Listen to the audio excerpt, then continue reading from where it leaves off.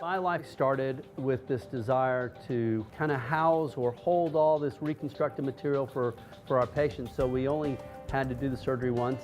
Because you can take stem cells from fat and you can treat that fat and separate those cells out, we then are able to do that and also save those cells for future use. I was 13 when I was diagnosed with Perry-Romberg syndrome, and ever since then I've had little surgeries here and there. Angela has Perry-Romberg syndrome, and that is called hemifacial atrophy.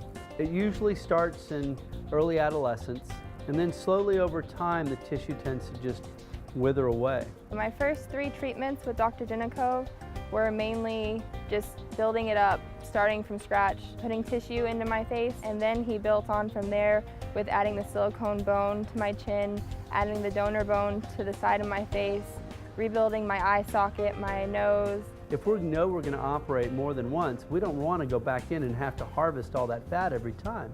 So now we have the ability not only to remove the fat and store that fat, but we can also take the enrichment, the stem cells and regenerative cells that exist within that fat, separate them, and then add them back to another aliquot of fat prior to the reintroduction or the grafting process. He's put tissue and everything to kind of regrowth, and it just makes it so that my appearance is that I'm normal on both sides. We use different kinds of things like bone grafts, or we sometimes need to cut the bone and move the bone, especially the lower jaw for the chin. But oftentimes we need to use fat or other tissue substitutes to build it back up. And that's why we developed this. Now it has application outside in orthopedics and cosmetic surgery and ultimately cardiac surgery and just general therapeutic issues. But it was started out for patients like Angela who have severe facial asymmetries who need repetitive operations.